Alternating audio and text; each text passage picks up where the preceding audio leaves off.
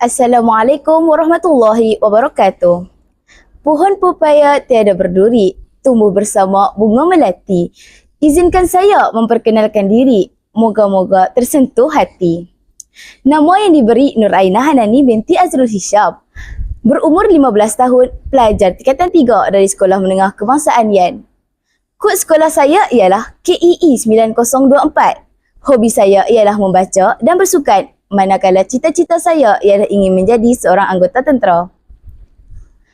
Dalam video ini, saya berasa amat teruja kerana saya akan mengongsikan mengenai sebuah novel yang telah saya baca, iaitu novel yang berjudul Sugar Yes Please. Novel ini adalah hasil karya dari seorang penulis lelaki yang bernama Rehan Makta dan ia diterbitkan pada 15 Mei 2019. Novel ini diterbitkan oleh penerbitan Karya Seni Sendirian Berhad dan buku ini mempunyai 627 muka surat bercetak dan mempunyai 91 bab. Buku ini menceritakan tentang Nell, seorang lelaki berwatak tenang tetapi penuh dengan tanggungjawab, dan Elle, seorang wanita muda yang ceria, berani dan berjiwa bebas. Tema utama yang menarik perhatian saya ialah watak utama lelaki yang digambarkan sebagai seorang barista, dan ini memberikan satu kelainan pada watak hero dalam novel cinta biasa. Jalan cerita mengenai novel ini sangat menarik kerana ia mengisahkan tentang seorang wanita bernama Elle atau Eden Lufia. Eden Lufia adalah anak orang kaya yang sangat patuh pada kehendak orang tuanya, termasuklah menerima pertunangan yang bukan kehendaknya. Kehidupannya berubah dengan kemunculan seorang lelaki yang bernama Nick Emeris Lufias atau lebih dikenali sebagai Nell. Lelaki misteri ini merupakan seorang barista. Nell yang penuh prinsip dan pandangan matang banyak mengubah hidup Eden. Mereka mengenali antara satu sama lain tanpa mengetahui latar belakang masing-masing. Mereka berkenalan setelah Eden putus tunang di kafe Nell bekerja. Setelah sekian lama berkenalan, bapa kepada Eden akhirnya mengetahui hal tersebut lalu meminta Eden untuk tidak berjumpa lagi dengan Nell. Setelah itu, Eden kembali bertunang semula dengan Haikal. Haikal kemudiannya datang berjumpa dengan Nell dan mereka bergaduh.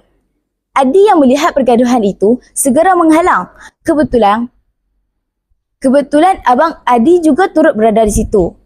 Terasa kecilnya dunia apabila Nell mengetahui bahawa abang Adi ialah rakan bekas rakan sekolah Nell, iaitu Amin, seorang yang mengingatkan Nell tentang kisah pahitnya hidup sesuatu ketika dahulu. Ayah Eden dinasihati oleh ibu Eden supaya berfikir tentang siapakah yang lebih layak bersama Eden. Ayah Eden membuat keputusan ingin memutuskan pertunangan di antara Haikal dan Eden. Ayah Eden pergi ke rumah keluarga Nell dan ingin membinakan anaknya. Setelah sekian lama Elle dan Nell bertunang, tiba-tiba muncul satu masalah di mana Nell telah diperangkap oleh seorang perempuan yang bernama Zahlia. Perkara tersebut menyebabkan bapa Eden membatalkan pertunangan anaknya dan Nell.